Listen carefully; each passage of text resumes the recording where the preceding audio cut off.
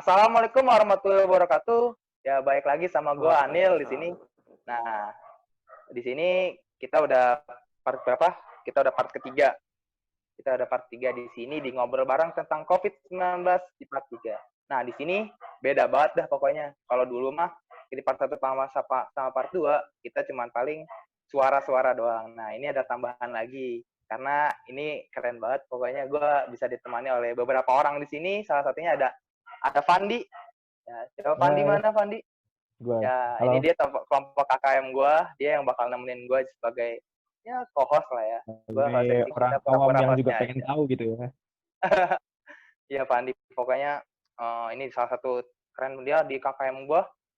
Dia jadi editor terbaik lah ya. Editor Waduh. video di kelompok KKM gue. Oh ya jangan lupa di follow di KKM 92 itu di Untirta Jakarta. Pokoknya semuanya di follow dilihat. Nah, kita bakal lanjut. Nah, ada apa sih sebenarnya kita mau ngapain sih kenapa harus bikin video sih bang? Kenapa harus bikin kayak gini-gini? Nah, ini kalian harus tahu banget ini. Gue punya 2 narasumber yang dua-duanya terjun langsung tentang COVID kemarin. Yang kemarin itu kita udah membludak nih bulan-bulan Maret sampai Juni lah ya. Itu mereka tuh jadi pejuang terbaiknya lah pokoknya. Nah, kita nggak usah basa-basi lagi lah, langsung aja nih perkenalkan dulu mungkin dari salah satu PIC-nya nutrisi garda terdepan yang keren banget, yang udah pernah jadi membantu relawan tenaga medis di salah satu di Kota Batam, yaitu Abdul Halim. Gimana lu? Perkenalkan Ya, coba Abdul. siap. Sebelumnya makasih banyak nih Nur Asanil.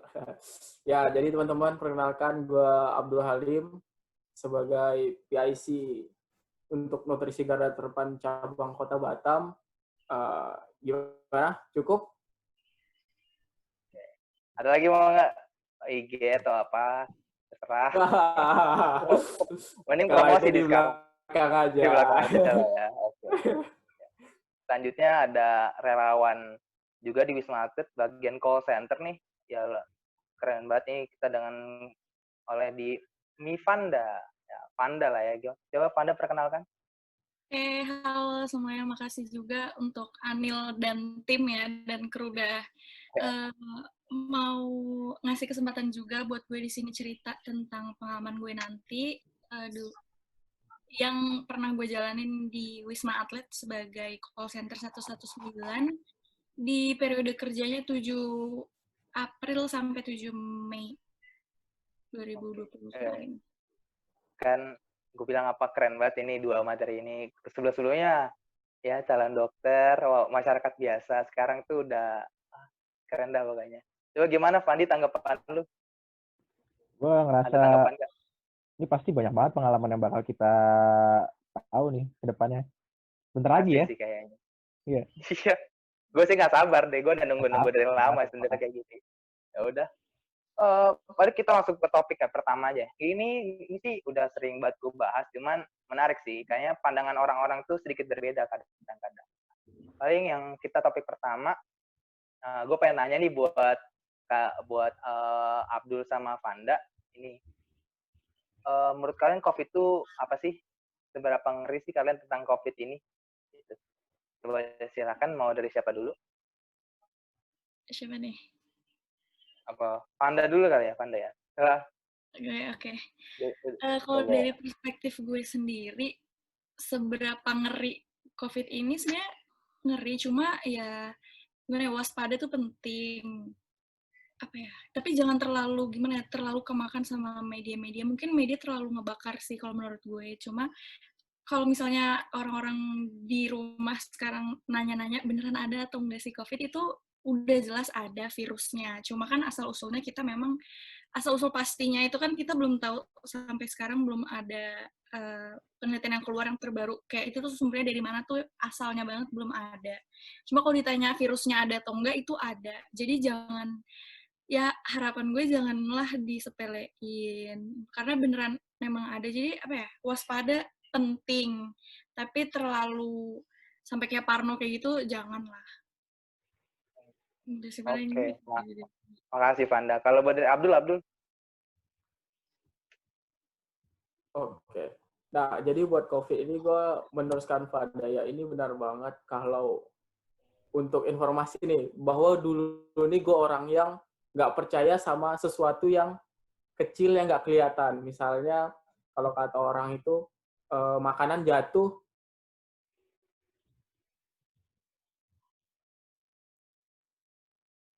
benar ada kuman atau enggak. Tapi setelah gue masuk ke dokteran, gue tuh benar-benar ngelihat bahwa di bawah mikroskop itu bakteri itu ada, virus itu ada gitu. Cuman untuk kriteria virus corona, virus COVID-19 yang kita kenal ini, itu memiliki ukuran yang lebih kecil dibandingkan ukuran-ukuran bakteri. Jadi harus memang alat yang lebih khusus. Dan benar sekali lagi, ini ada. Dan kita harus waspada, jangan sampai menganggap remeh justru jadi nanti bumerang. Karena kadang kita nggak sadar bahwa kita ini kurang belajar dari pengalaman orang lain. Kita baru mengerti ketika kita yang mengalaminya. Dan itu semoga jangan sampai lah. Paling dari gue gitu, Pak. Gila, keren banget ya Bang. Beda lah ya sama kita sekarang ini. Kalau gue sih, sudut pandang gue tentang COVID ini emang sebuah virus yang sangat berbahaya ya, sampai ekonomi sama kesehatan kita bisa jadi lumpuh semuanya gitu loh.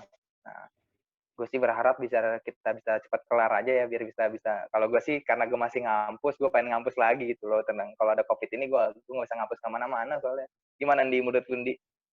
Menurut gue juga begitu ya, kita yang penting tuh waspada sih lebih tepatnya. Jadi emang nggak kelihatan, cuma setidaknya tuh kita paham gitu cara-caranya gimana supaya waspada aja gitu ya. Gue juga kangen ngampus sih, karena kita kan di luar kota juga, jadi kalau nggak ngampus tuh kayak di rumah, aduh, cuman online aja gitu. Iya ya. Kalau pokoknya dari segi bidang, dari kesehatan mau non bidang kesehatan, semua juga ngerasain, semua juga kacau deh pokoknya. Terus mungkin dari, kalau gue boleh laporan sih, Jakarta juga udah mulai 100.000 lebih ya. Kalau kita sekarang tuh udah banyak banget. Mungkin kasus COVID terbaru yang banyak juga. Ya pokoknya tata cara pencegahan ada di KKM 92. Pokoknya ada semua pencegahan tentang COVID ada di situ. Cekin aja di KKM 92 di Instagramnya. Oke. Kalau mungkin itu sedikit simpel ya dari kita semua tentang COVID ini, bahayanya kayak gimana, apa yang kita rasain. Nah, lanjut nih kita sesi yang baiknya.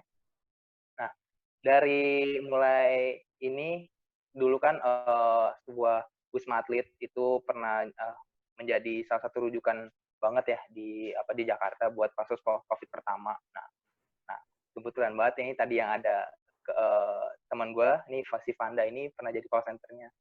Paling kita langsung ke pengalaman dia sih, gimana sih? Coba buat Fanda nih, kita langsung masuk aja Fanda ya. Boleh, oke. Ya, coba sih Van, awalnya kok lu bisa sih bisa masuk ke call center di Wisma Atlet itu gimana tuh ceritanya? Jadi pas pertama kali banget kampus tuh ngumumin kita lockdown, pembelajaran dihentikan dulu untuk sementara. Nah saat itu juga tuh gue langsung kayak, gue tuh orangnya gatel ya, nggak bisa diem. Jadi gue kayak, aduh ngapain nih gitu kan. Gue pengen berproduktif tapi yang bisa menguntungkan orang-orang di sekitar gue juga gitu. Waktu itu sempet diskusi juga kecil-kecilan sama Abdul. Kan kebetulan Abdul ini ketua senat gue di kampus, terus gue bilang, Dul pengen nih bikin gerakan yuk kayak cutting-cutting kita gitu. Kita bikin juga dari angkatan kita. Semangatnya ada, antusiasmenya ada, cuma ya namanya juga jadi ya kui-kui aja tapi aksinya belum ada gitu kan. Terus sementara gue juga mager juga kalau dipikir-pikir kalau gue harus yang mengepalai, karena kan butuh banyak banget, kayaknya banyak banget gitu yang harus dipersiapin. Terus gue tuh kayak pengennya ngekor aja gitu kan. Terus kayaknya tuh Allah kayak menjawab keresahan hati gue gitu. Tiba-tiba ada tiba-tiba ISMKI, ada Ikatan Senat Mahasiswa Kedokteran Seluruh Indonesia, dia bekerja sama Kemendikbud, dibuka relawan. Nah, terus tapi kok relawannya online doang ya, kok cuma via Telegram doang. Tapi gue pikir kayak, oh yaudahlah nggak apa-apa, ikutin aja dulu alurnya gimana gitu kan. Ternyata pas udah gue masuk ke Telegramnya, di situ ada 3 hari berturut-turut kayak pelatihan gitu tentang COVID selama 3 hari berturut-turut, yang mana tuh narasumbernya langsung dari WHO, Kemenkes, sama Kemendikbud. Terus setelah dari situ dibilang, oh gue daftar ke call center-nya 119. Nah, tapi waktu itu tuh di briefing-nya bilangnya semuanya tuh bakal dijalanin dari rumah. Jadi nanti kita kayak dikasih aplikasi, terus nanti kita kayak disuruh running sendiri, bla bla bla. Terus gue kayak awalnya sempat mikir, oh boring gak sih KIE gitu kan. Karena gue bukan tipe orang yang, karena gue bukan tipe orang yang kerja di depan layar gitu. Gue tipe orang yang maunya tuh ke lapangan gitu kan. Oh, lu fighting banget lah ya. Terus habis itu ya udah nggak apa-apa daripada nggak ngapa-ngapain gitu kan, karena waktu itu kegiatan kampus juga masih off, belum ada apa-apa gitu. Terus tiba-tiba H-4 keberangkatan ke Wisma Atlet tuh gue di-invite ke dalam grup WA isinya orang-orang Kemenkes. Awalnya gue nggak ngerti ini grup apa sih, ngomongin apa sih orang-orang kok Kemenkes, padahal kan gue di bawahnya Kemendikbud gitu. Terus ternyata nama gue itu termasuk masuk tiba-tiba jadi nama rekomen gitu, nggak tahu rekomen untuk terjun ke Wisma Atlet langsung sebagai call center 119. Di situ gue nggak mikir panjang, kayak gue langsung oke, gue setor nama gue, padahal di situ gue belum izin juga sama orang tua gue. Bahaya-bahayanya ya. Gak nekat ya? Iya, gak deh. Parah banget, nekat banget. Terus gue baru izin itu H-2 keberangkatan. Ya udah, orang tua gue responnya kayak gitu kan.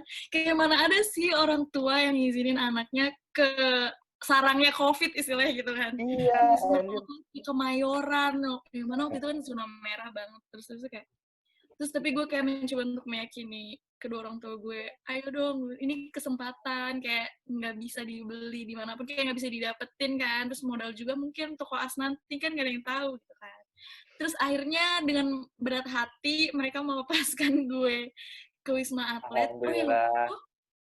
Waktu itu gini, perjanjiannya cuma 14 hari masa kerja gue. Terus tiba-tiba SK baru datang, dan itu posisinya gue udah di Wisma Atlet. SK baru datang, isinya adalah masa penugasan diperpanjang yang tadinya 14 hari jadi 30 hari. Dan itu kita nggak boleh naik, kita nggak boleh nolak. Terus gue kayak mati, gue izinnya gimana nih ke orang tua gue gitu kan. Terus kayak yaudah. Terus akhirnya gue memberanikan diri, gue izin tuh pas udah deket-deket hari ke-14, gue izin tuh kayak H-3 hari ke-14, gue telepon, terus mereka oh my god udah marah-marah segala macam bla bla bla.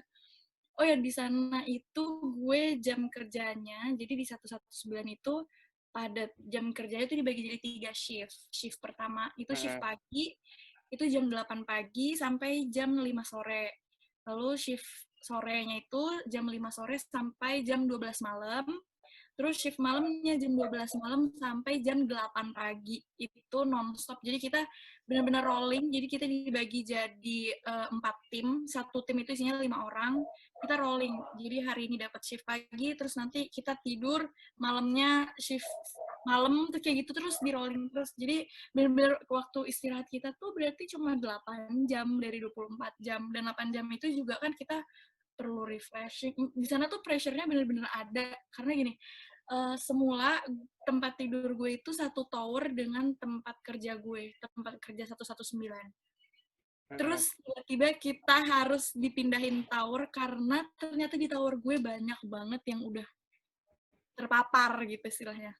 Satu tower itu? Pressure banget. Gimana? Gila.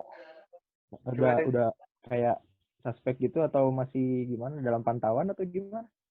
Iya, suspek iya, terus positifnya, terus bingungnya gini, kenapa nggak dipindahin ke tower yang merah yang emang untuk orang COVID gitu kan. Terus kita semua kayak, gue setiap denger berita apapun tuh, parnonya bukan main. Jadi tuh kita tuh gini, kalau misalnya lagi banyak pikiran, lagi stres, kita tuh bener-bener menghibur diri sendiri, entah itu, kita sampai bikin beli monopoli, kita bahkan beli monopoli untuk di kamar, main monopoli. Nah itu gimana ceritanya, pokoknya kita nggak boleh stres kayak gitu. Karena bener-bener pressure-nya nyata banget di sana, kayak ngapa-ngapain tuh kayak takut, bahkan depan kamar gue itu dokter, dan dia ini ternyata udah terpapar sampai tuh kalau nganterin makan harus ditaruh di depan kamar kayak gitu-gitu.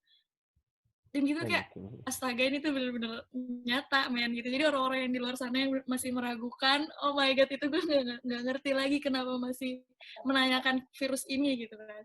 Terus akhirnya ya udah kita dipindahin tower.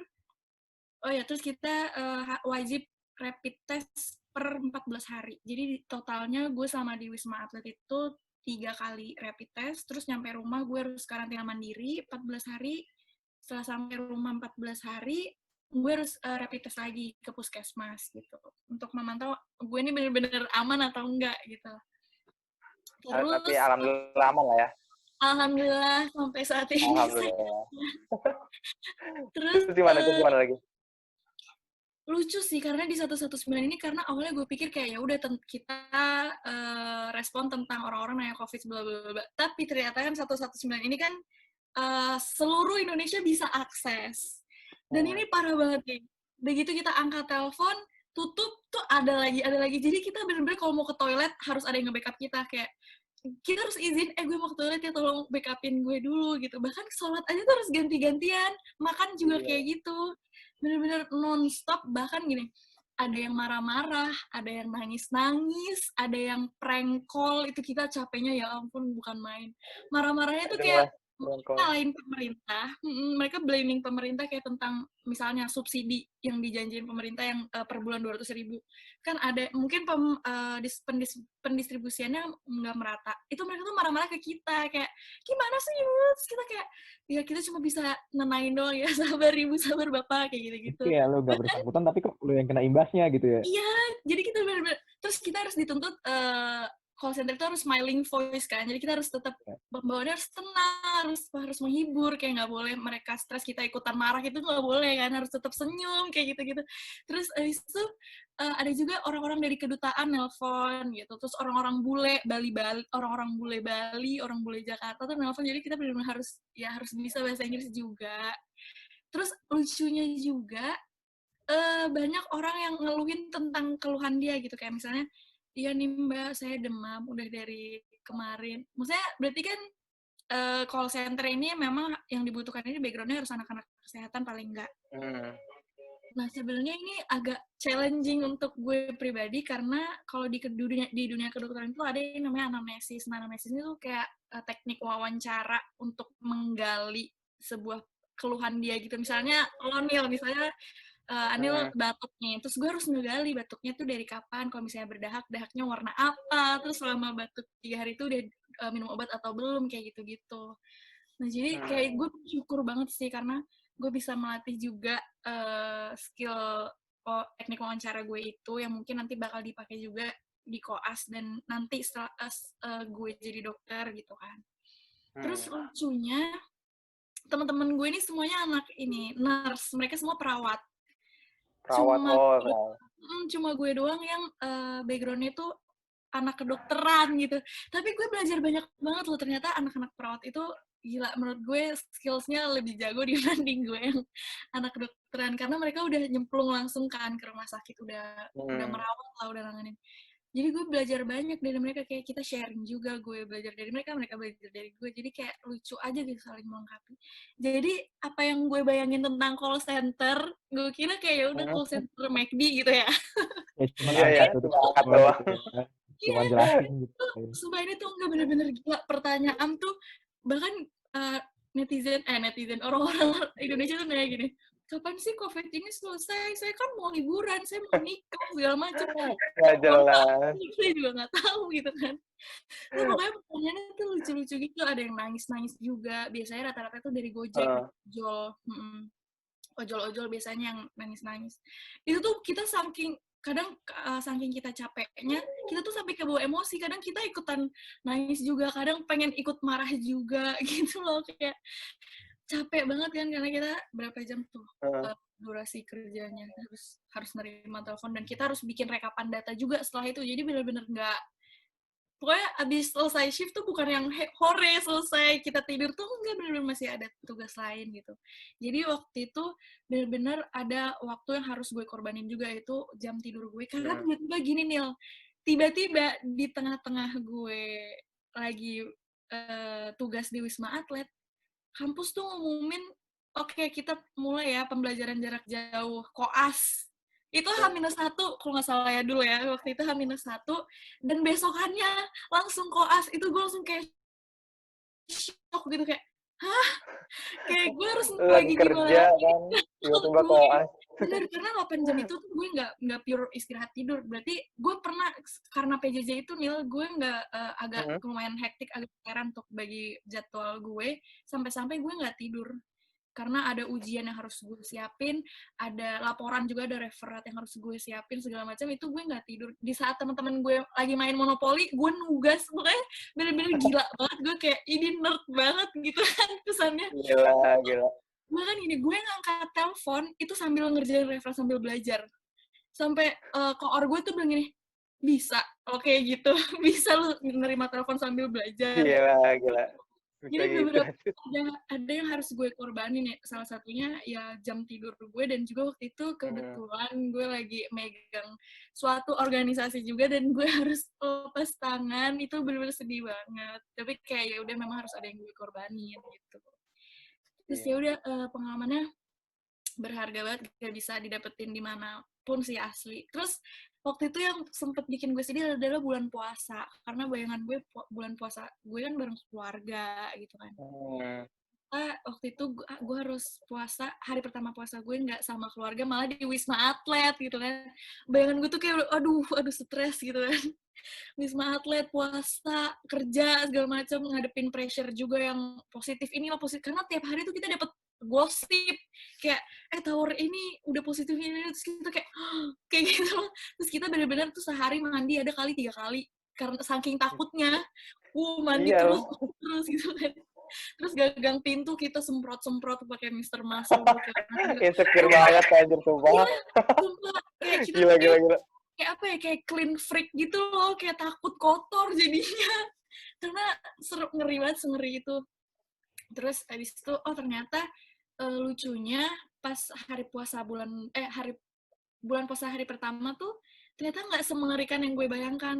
Ternyata tuh sesama relawan tuh saling ngebangunin, dan lucunya yang ngebangunin adalah orang-orang yang agamanya non-Islam. Lucu banget itu. Terus mereka kayak arak-arakan gitu pakai toa, pakai digedor-gedor, lucu banget, kayak ya ampun, ternyata nggak semengerikan bayangan kita semua gitu. Ya udah, terus akhirnya sebulan kita nugas, pulang, udah deh.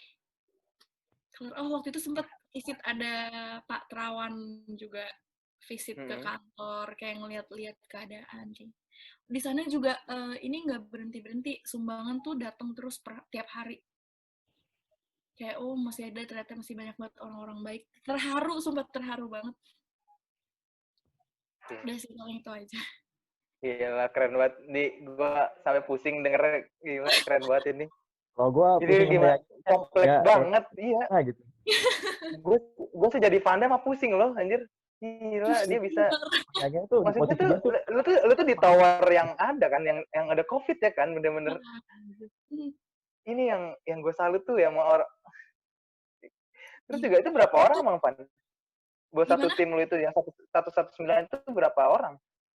Satu tim itu 4 orang, dan kita ada satu tim 5 orang, kita ada 4 orang, berarti kita ber-20. Nah, per batch itu jadi angkatan gue 20, terus angkatan setelah gue 20 gitu.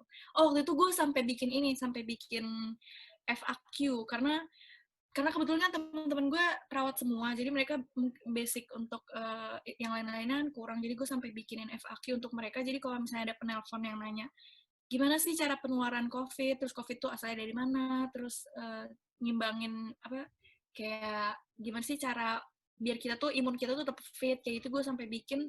Dan ternyata sekarang tuh udah batch berapa ya? Udah batch 5. Sekarang udah batch 5, dan FAQ gue ternyata masih kepake. Itu bener-bener kayak wow, ternyata gue bikin sesuatu yang berguna juga. Sistem gitu. Baru lah ya, bagus lah ya.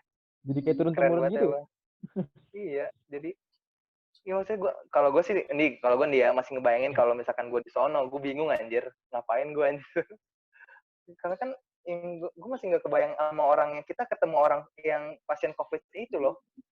Jujur awal gue ngeri banget tuh Pak, gue ngeri banget. Sampai temen gue anak kuntir itu juga pernah ada yang kena kan. Terus gue bilang ke Rami, temen gue ada yang ini Mi, gimana Mi cara ininya Mi, gue sampai insecure itu loh. Gue bilang tanya-tanya ke Rami tentang COVID ini, tapi lu berani banget Van bisa ada di situ tuh loh, ada tempatnya loh. Gue pun pas selama ada di sana, gue kayak ya Allah ngapain sih gue di sini gitu, di saat teman-teman gue tuh di rumah belajar PJJ koas dengan nyaman, tenang. Gue kayak ketar-ketir sendiri, gue kayak ya Allah ngapain sih Van gitu. nyari gara-gara gitu. Oh ya, saking kita dituntut supaya jangan stres, harus tetap sehat segala macam. Kita tuh bener-bener makan tuh, ayo makan. Pas gue nyampe rumah, ternyata pas gue nimbang gue naik 5 kilo. Kayak baru bagus lah, yang penting gak turun. Dalam waktu sebulan naik 5 kilo, ya ampun. Dari lu, ada mau tanya lagi nggak, Di? Kalau gue sih nanya ini ya, yang paling parah tuh buat lu kayak gimana sih? Pernah nggak sih lu di prank gitu, telepon prank gitu? Jadi tuh banyak ini. Prank yang terparah tuh asusila sih. Kayak mereka, terutama dari daerah timur. Tuh banyak banget yang nelfon. Asusila gimana ya? Masih sempet-sempetnya gitu. Iya, kayak ntar, pokoknya gitu deh bahasanya. 21 plus. Ada yang baru. Penonton gue 30 ke atas deh kayaknya. Oke. Terus ada yang baru diangkat nih kayak selamat malam dengan 119. Terus tiba-tiba udah mendesa terus kita kayak oh my god. Itu parah banget, banyak banget deh. Banyak juga anak kecil yang kayak gabut kali ya. Terus orang tuanya mungkin kurang ngawasinnya, terus kayak udah kayak gitu. Pokoknya parah-parah deh. Prank-pranknya tuh bukan yang prank yang biasa, luar biasa pranknya. Jujur nih, itu tuh orang-orang tahu dari mana sih 19? 119 kalau gue udah ada sebelum dari COVID. Kayak lu kalau misalnya lu ada keadaan darurat nih Nil, lu 119 Nil atau 112. Oh, soalnya ya kalau gue baru tahu, tapi kok ada aja orang iseng yang tahu ya? Ya, nggak bisa pikir anjir, nggak jelas anjir. Itu dia makanya. Cuma untuk COVID ini kan emang ada extension-nya kan, 119 ekstensi 9, jadi khusus COVID gitu. Terus ada juga ini baru dibuka 119 ekstensi 8, itu untuk orang-orang yang mungkin kayak khususnya ibu-ibu kali ya, kan parnoan banget, terus mikir, jadi ke mental, ke psikisnya, jadi mungkin butuh ngobrol sama psikolog, itu ke ekstensi 8 gitu. Iya ya, gue juga. Berarti gue udah tahu ada satu prank itu niat banget jahat gitu. Itu. Lu mau ngeprank tapi pakai extension juga gitu. Iya bener. Parah ya? Parah. Udah niat banget sih. Itu nggak masukin ke YouTube anjir. Gila, salut banget sih sama. Temen lu sekarang gimana kabar-kabarnya? Gimana? Teman-teman gimana? Teman-teman kabar gimana sekarang? Yang angkatan sama lu? Sampai sekarang masih sering kontak-kontakan. Bahkan ini kita mau jadwalin reuni untuk angkatan gue gitu. Cuma ya mikir juga kan, nggak boleh rame-rame dulu. Nggak apa-apa sih kalau di rumah mah. Nggak boleh, tetap aja. Masih di. Gila, keren banget. Ada lagi nggak, Di? Lu nanya apa lagi? Apa lagi ya? Cukup dah. Cukup ya. Gue sih masih shock. Kalau gue sendiri, gue sih shock anjir. Maksudnya gue masih ngebayangin kalau gue tuh masih ada di tower yang sama main COVID itu. Parah. Gila, itu pressure-nya gila banget sih. Itu sampai mau turun aja, naik turun ke kamar sama ke tempat kerja itu kan butuh lift ya. Itu kita mau mikir gitu, meskipun nggak megang lift secara langsung, pakai buku-buku jari, tetap aja kayak aduh, setakut itu gitu. Tapi pernah nggak sih papasan gitu lu? Ih, tiap hari itu tuh orang lalu lalang pakai APD lengkap, kayak kita tuh makin ngeri gitu, kayak kok mereka pakai APD di sini gitu, kan harusnya nggak boleh gitu kan, tapi kita kayak gitu loh, kayak bener-bener kayak anjir, takut banget. Kalau sama pasiennya? Oh enggak ya, enggak kan? Tapi gini, kita nggak bisa bedain mana pasien mana orang, karena kita statusnya di sana aja udah OTG dong, gue di sana statusnya OTG. Tapi kalau emang bener-bener pasien, dia ada ininya sih, ada gelangnya. Tapi pisah tower, mereka di tower yang merah, zona merah. Kalau gue tempat kerja gue ini zona kuning, jadi kita dibagi jadi 3 zona gitu, zona hijau, zona kuning, sama zona merah. Nah, zona hijau nih yang APD-nya ya masker aja gitu. Terus kalau zona kuning tempat gue ini APD-nya masker sama paling nggak handscoon, sarung tangan. Terus kalau zona merah tuh tempat pasien sama UGD, IGD segala macam tuh di zona merah. Jadi APD lengkap. Iya. Keren. Gue takut sama. Gue pokoknya pas pertama kali denger temen lu ada nih yang di Wisma Atlet, itu gue aja udah takjub banget. Sekarang gue bisa denger ceritanya, makasih banget Panda, anjir. Gila. Sih, luar biasa. Ada lagi nggak? Kalau dulu lu mau nanya apa gimana? Apa emang udah sering nanya? Udah tahu Abdul mah dari A sampai Z ya dulu. Aduh, iya sih, keren banget. Oh ya, lu kan satu organisasi ya sebenarnya. Iya. Iya. Nah, berbagi cerita berarti ya.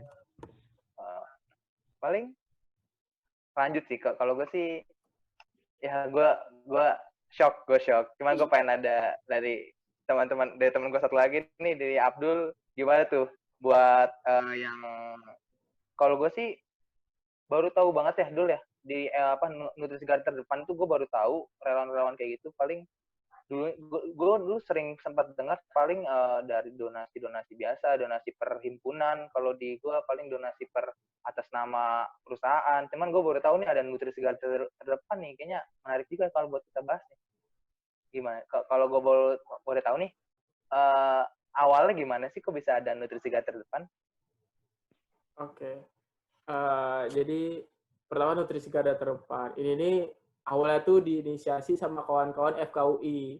Kawan-kawan FKUI, kakak-kakak aku di sana, mereka menginisiasi. Mereka berpikir bahwa COVID ini masih belum ada obatnya. Dan faktor pertahanan utama adalah imunitas orang itu sendiri gitu. Dan untuk menunjang imunitas, diperlukan nutrisi yang baik, nutrisi yang cukup. Terutama untuk para tenaga kesehatan yang memang langsung berada di lokasi pertempuran gitu kan. Mereka yang bakal pertama kali beresiko seperti itu. Nah, dari gagasan itu, dari latar belakang itu, kawan-kawan FKUI itu berpikir buat, wah kita bisa bantu kakak-kakak kita yang berada di rumah sakit, setidaknya membantu nutrisi mereka gitu. Mereka nggak perlu susah payah lagi untuk cari makan, mereka nggak perlu susah payah lagi untuk berpikir bagaimana imunitas mereka. Mereka cuma tinggal tempur aja seperti itu. Nah, akhirnya terinisiasilah nutrisi garda terdepan ini. Akhirnya dari kakak-kakak itu mereka buka open recruitment, dan salah satunya di situ aku yang mengajukan untuk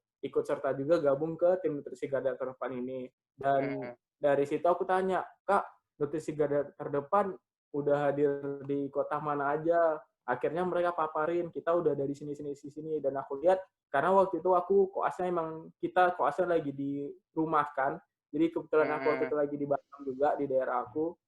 Dan di sana aku tanya, kalau Batam udah ada Kak?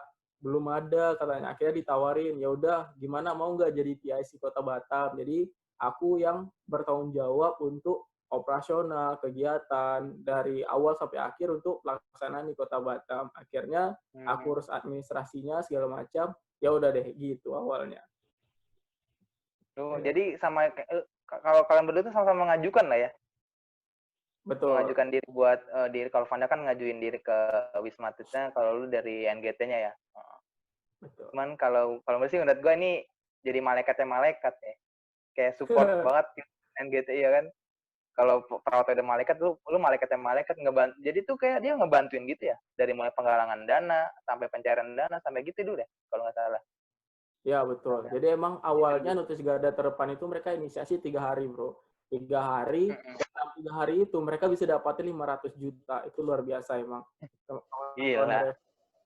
500 juta dan mereka bisa supply buat kebutuhan di banyak kota. Jadi aku akui mereka dari proses pencarian dana, proses distribusi untuk pengelolaan alokasi ke setiap kota itu supaya tepat sasaran, itu bagus banget dan emang terstruktur banget. Aku banyak belajar banget tentang manajerial dari mereka seperti itu. Dan salah satunya akulah yang tercimpung buat Kota Batam. Gitu. Nah, kalau nggak salah lu ke 3 rumah sakit ya? Ya, jadi awalnya gini. Kapan itu kapan aja tuh? Ke rumah sakitnya kapan aja? Oh, kalau untuk kegiatannya kita tiap hari. Jadi dari Senin sampai Tiap hari? Minggu. Oh. Senin sampai Minggu, ya. Jadi emang untuk alokasiin tiap hari. Nah, jadi awalnya itu gue pengen coba buat untuk Kepulauan Riau. Jadi Kepulauan Riau itu kan provinsi ya, ada banyak kota-kota. Nah, gue awalnya coba ngajuin buat Kepulauan Riau. Karena emang koas gue dirumahkan dan kurang kegiatan juga, ya udahlah fokus ke sini aja, nggak apa-apa gue pikir.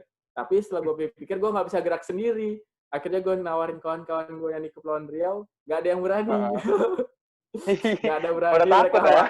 Pada takut. Terus gue mikir, wah kalau gue sendiri juga buat provinsi, nggak sanggup sih gue rasa. Akhirnya gue coba inisiasi buat Kota Batam dulu. Dan akhirnya waktu itu kurang lebih sebulan gue operasional buat di Kota Batam. Akhirnya tuh gue ngajuin, gue nambah kota, nambah pulau. Akhirnya gue sampai di Pulau Galang. Akhirnya gue distribusi ke 3 rumah sakit. Itu ada Rumah Sakit Umum Daerah Embung Fatimah, Rumah Sakit DP Batam, sama Rumah Sakit Khusus Infeksi COVID Pulau Galang. Jadi Pulau Galang ini versi Wisma Atlet yang di daerah ruralnya, di daerah perifernya, bro. Jadi kayak rumah sakit utama lah ya. Pusat ya, tersenter. Benar, tapi buat yang di luar Jakarta, selain apa? Selain daerah sentral gitu. Kayak waktu itu ada contoh, pernah dengar nggak? Ada penumpang pesawat Garuda Indonesia yang ada salah satu yang tiba-tiba meninggal atau gimana, coba konfirmasi lagi gue kalau salah. Dan akhirnya ternyata setelah diperiksa terduga COVID. Akhirnya seluruh penumpang itu dibawa ke Pulau Galang itu, ke Rumah Sakit Khusus Infeksi COVID itu. Ada juga yang 1 orang itu ya. Benar. Terus ada juga yang ini, bro, yang kapal yang pernah dengar, gue lupa tuh kapal apa, yang ada kapal yang nggak jadi melabuh karena ada satu yang positif COVID. Akhirnya dibawanya juga ke rumah sakit itu. Jadi emang itu versi Wisma Atletnya yang di daerah Pulau Galang. Batam, Pulau Galang ya. Pulau Galang, ya. Jadi ada 3 itu, bro. Jadi itu, maksudnya kan tadi lu bilang sendiri dulu ya. Itu gimana cara dapat teman-teman atau tim lu tuh? Nah, ini yang sebenarnya tim nutrisi garda terdepan pusat nggak tahu juga tentang ini. Jadi sebelumnya kakak-kakak, aku harus sampaikan di sini bahwa sebenarnya tim aku itu adalah adik-adik aku sendiri. Adik SMA.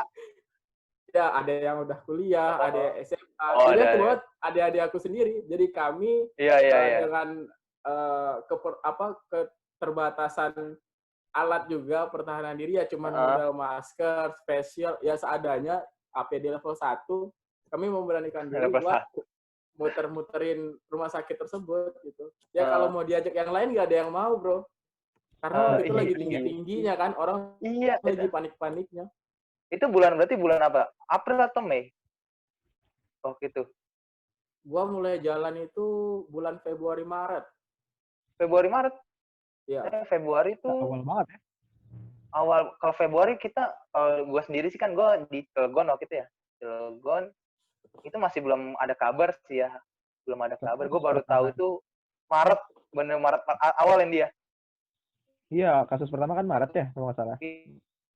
Pas di Depok, Jakarta kan, anjir, udah pada lockdownan semua. Jadi lu dari Februari udah mulai gerak. Maksudnya lagi mulai ngumpulin orang-orang yang kalau dari kasus pertama di Indonesia itu mungkin sekitar ada beberapa minggu itu baru gue jalan, bro. Karena mereka tim kakak-kakak pusat itu proses pembentukan proyek sosial ini juga kan, mereka ada legalitasnya, mereka ada sejenis seperti itu, karena emang megang banyak duit kan, butuh kepercayaan juga, ada pengawasannya seperti itu. Bulan Maret berarti gua. Maret lah ya.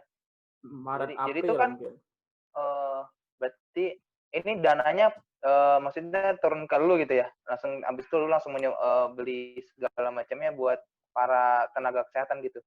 Betul. Jadi dari tim Kota Batam atau mungkin sama dengan tim daerah-daerah lainnya, itu kita ngajuin rancangan anggaran. Ada RAB-nya, kita catat Jadi di masing-masing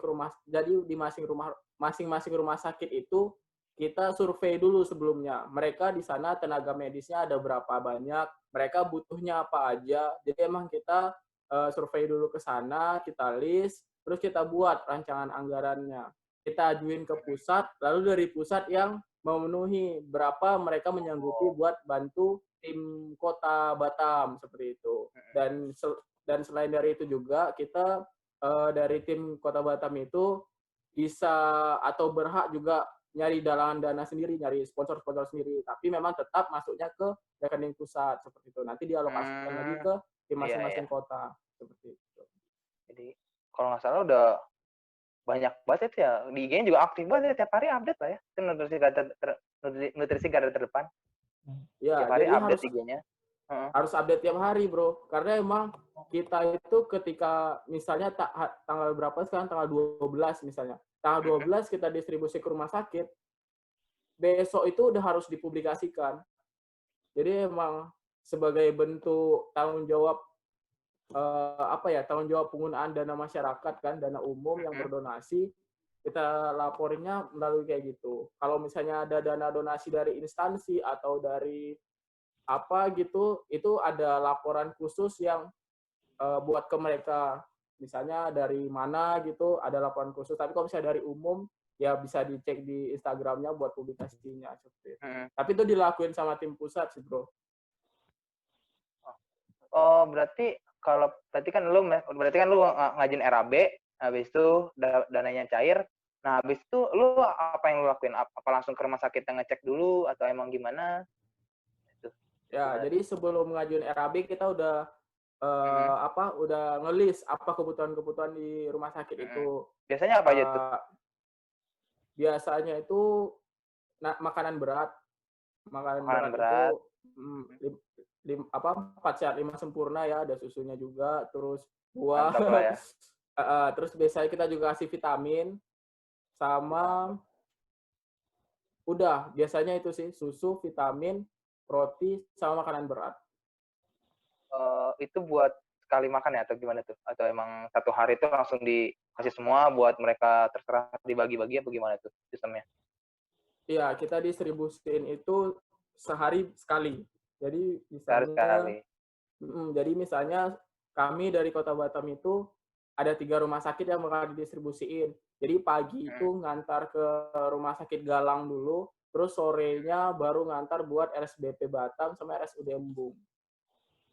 Jadi sekali jalan buat satu rumah sakit sekali per harinya. Nah, pas di sana itu kan lu ke rumah sakit ya, berarti kan udah ada yang pasien-pasien yang positif gitu. Itu gimana lu pas kesananya? Apa langsung pakai cari masker doang atau gimana tuh?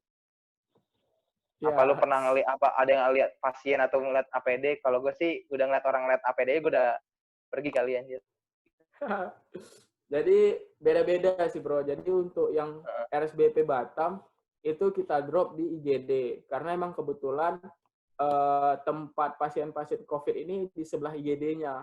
Jadi kita drop di IGD, nanti orang dokter-dokter di IGD itu yang distribusiin buat tenaga-tenaga kesehatan yang emang bertarung langsung di COVID-nya gitu. Kalau buat RSUD Embung Fatimah itu kita drop di bagian gizinya. Jadi mereka ada ruangan khusus yang buat nerima makanan-makanan atau donasi-donasi yang berbau atau berhubungan dengan nutrisi itu di bagian gizinya. Nanti dari mereka baru yang alokasikan ke tenaga kesehatannya. Tapi kalau di rumah sakit khusus infeksi ini, itu memang rumah sakit dadakan yang gua rasa pembangunannya itu cepat, ya emang seadanya, tapi sekarang itu udah bagus banget. Udah luas, emang untuk kapasitasnya itu memprediksi pasien bakal banyak gitu. Jadi emang luas, persiapannya bagus. Cuman itu ketika ada orang umum, misalnya kayak aku mau ngasih donasi ke sana, itu nggak ada kayak bagian gizi tadi, nggak ada di drop di IGD tadi, nggak. Jadi kita langsung berhubungan dengan dokter-dokter di sana. Tapi di sana itu militer semua, bro. Jadi AD ada, AL ada, distribusinya ke sana. Ikut mereka juga kadang itu. Mereka ini kamar yang pasien COVID dibilang. Tapi kita nggak ke area pasien sama sekali. Karena kalau udah sampai ke situ, enggak. kita jaga jarak juga kan. Jangan sampai mencelakai diri Iya, juga. ngeri anjir. Karena emang Jaga jarak. peralatan kami juga seadanya aja, PD level 1. Level 1. Gimana, Di? Dari lu gimana, Di? Dari gue sih kayak gimana ya, agak ribet ya, karena Abdul sendiri kan cuman sama adik-adiknya ya. Itu kira-kira berapa orang sih lu selama dari bulan Maret itu? Berempat Untuk Berempat 3 doang. rumah tiap hari gitu. tiap hari. Wah, gokil sih. Berarti Bener-bener berapa lama tuh? 4-5 bulan kami. sampai Iya. hari ini. Enggak, Oh, dia terakhir lagi di Jakarta, itu Oh, iya. terakhir itu bulan apa ya? Bulan Juni. 30 Juni. 2 bulan yang lalu. 2 bulan yang lalu ya. Ya. Gila, Karena lu bayangin rutin gitu. Yang pertimbangannya ini juga 30 Juni itu sponsor kontraknya udah habis. Jadi emang penunjang dana donasinya juga udah berkurang. Terus juga waktu itu diprediksi angka COVID udah mulai menurun kan. Udah mulai new normal, udah mulai dibuka ini. Jadi perkiraannya udah membaik nih. Belum ada gelombang-gelombang kedua selanjutnya. Semoga enggak. Jadi ya udah kita stop dulu. Oke. Juni itu kalau nggak salah makin naik dan new normal dia di sini dia. Ini baru mulai naik deh kalau itu ya. Udah mulai naik lah kalau nggak salah Juni. Baru mulai naik lagi sih. Dan penyebaran tertingginya udah beda tempat lagi kan, udah beda lagi. Jawa Timur waktu itu. Jawa Timur, Semarang juga ada kan? Semarang juga ada. Semuanya. Iya loh. Jadi kalau dari lu ntar mau kapan mau kesana lagi? Apa emang masih koas dulu nih dulu? Ya gue sih sekarang masih di Jakarta dan belum tahu sampai kapan gue di Jakarta. Mungkin ngelihat jadwal koas gue. Kalau misalnya jadwal koas gue dipastikan emang bakal online terus, mungkin gue nanti bakal balik ke Batam lagi. Ya ngelihat apa yang bisa gue lakuin di Batam dah. Ya koas aja makanya parah banget jadi COVID bisa menghancurkan semuanya. Iya harusnya kami nih koasnya ketemu pasien. Ini sekarang ketemu laptop mulu tiap hari. Ini Rami juga sama. Gila. Pejuang-pejuang banget ini kalian ini. Yang satunya langsung terjun, yang satunya nerjunin, ya kan?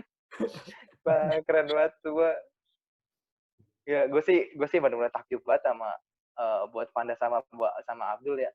Kita mah di sini mah cuma orang biasa doang dia. Yang paling cuma tidur doang anjir, tidur segala macam, makan udah gitu doang. Mereka yang udah pernah gitu terus udah pernah terjun, terus mau terjun ikut langsung buat ngebantu kan. Itu keren banget. Semua pahala kalian ya udah dibalas kan ya, semua kebaikan kalian. Amin. Sama-sama, Bro. Ayolah, kapan-kapan kita adain juga. Iya dong. Boleh. Bisa. Di sini kalau misalkan ini, tapi gue nggak tahu ke Batam apa enggak. Ke Jakarta mah oke. Kalau gue masih Jakarta ya masih banyak kok rumah sakit sama ini di sini zonanya merah banget anjir, udah jadi ungu kali di sini. Babak belur kali ungu. Iya, jadi kan merah kan udah biasa, ini mau ungu Jakarta. Gak bisa ngapa-ngapain anjir. Kalau dari lo ada lagi nggak, Di? Dari gua sih ya, itu aja sih. Udah ya. Keren. Gua keren banget ini sama kalian berdua ya. Lalu nih, paling kita langsung ke topik selanjutnya ya, buat apa? Pesan-pesan kalian nih gimana nih buat COVID nanti, buat kita nih, pesan-pesan dari calon dokter yang lagi koas dan yang udah pernah terjun langsung, ya gue minta pesan-pesan aja atau emang kata-kata indahnya lah ya buat penonton gue, buat diri gue sendiri, ya kan, buat semuanya segala macamnya. Gitu. Boleh dari siapa dulu?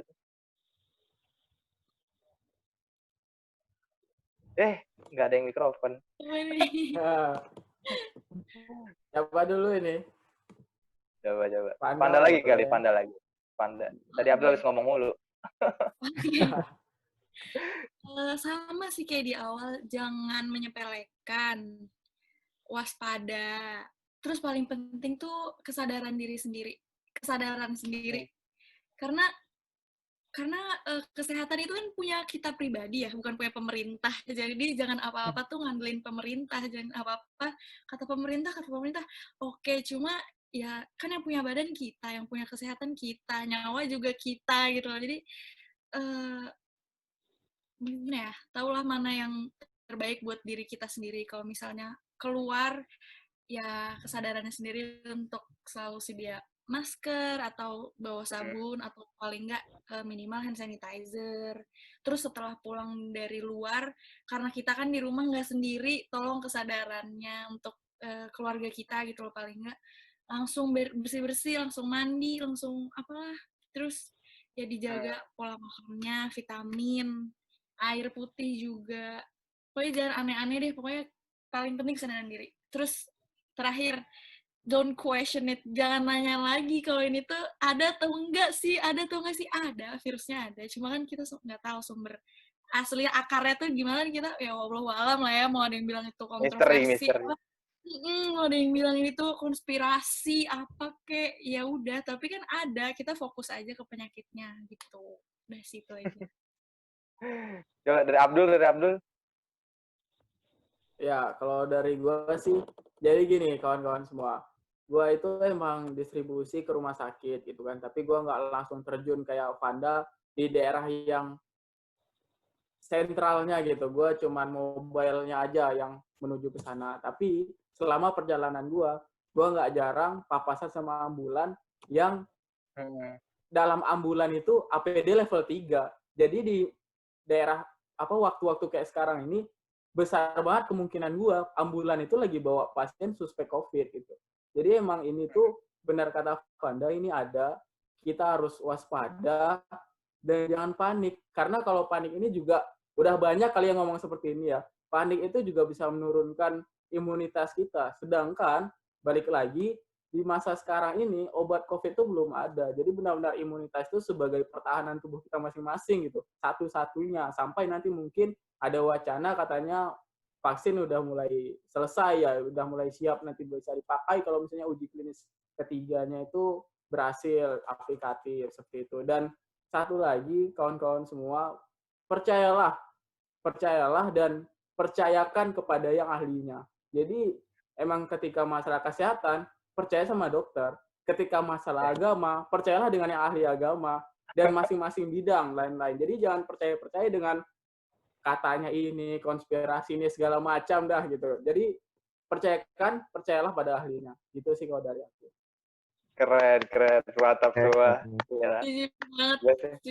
Keren banget. Kita harus percaya sama ahlinya ya. Kalau biasa dari pas 1 sampai part 3 yang gue sampein lagi lah kita jadi manusia yang mawas diri lah ya. Kita nggak boleh sombong. Nggak boleh ya, kita harus jaga diri banget sama jadi manusia yang baik gitu. Itu pada paling nomor 1 jadi manusia yang baik. Jadi Pandi gimana Di? Pesan lu?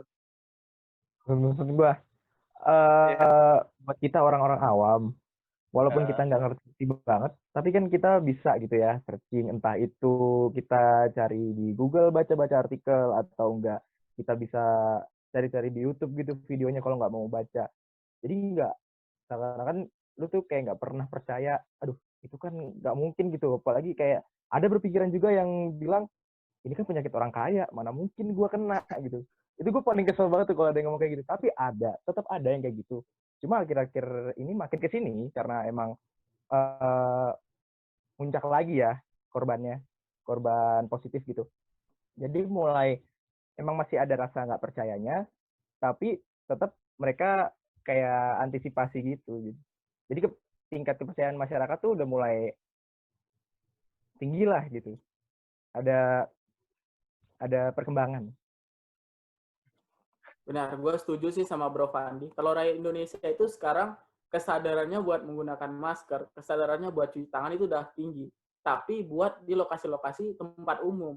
Belum di tempat misalnya mereka dengan keluarganya, mereka dengan teman-teman dekatnya, itu mereka ngerasa kayak, oh ya lah anggota keluarga gue, kawan-kawan gue, nggak mungkin mereka menular atau tertular. Belum tentu, karena apalagi katanya sempat ada info-info ya, sempat COVID ini dikatakan diduga airborne atau penularnya melalui udara. Berarti sirkulasi AC indoor itu berpengaruh. Jadi kayak ya lebih baik outdoor kalau gitu sirkulasi yang terbuka. Sedangkan kalau outdoor itu orang pada di luar semua itu bahaya juga. Jadi di rumah salah, di luar salah. Jadi kayak ya tetap waspadalah gimana pun ini tidak terlihat tapi kita harus waspada. Sama jangan lupa berdoa lah ya. Ya, Itu penting banget. benar. Kita nggak ada yang tahu lagi kan kita semua. Kalau kayak gini di luar sana, di dalam sana ya yang penting doa aja lah. Ya. Oke, paling gitu doang nih. Paling dari kita harusnya sih bisa 3 hari 3 malam nih kayaknya kita bisa ngobrol kayak gini doang nggak bisa habis. Tapi biar kita cukupkan saja di sini buat dari Abdul, dari Vanda, makasih juga buat Pandi yang nemenin gue jadi co-host gue di sini. Pokoknya stay tune terus. Nah, bakal ada di podcast kami di podcast KKM 92 Untirta. Jangan lupa follow Twitternya, IG-nya, semuanya. Dan bakal ada eksklusifnya di YouTube. Oke. Terima kasih buat sekali lagi gue makasih buat sama Abdul, makasih buat Vanda, makasih lagi buat semuanya dan makasih buat kalian yang sudah menonton ini sampai habis. Pokoknya stay safe dan stay healthy. Bye bye semua. Assalamualaikum warahmatullahi wabarakatuh. Waalaikumsalam.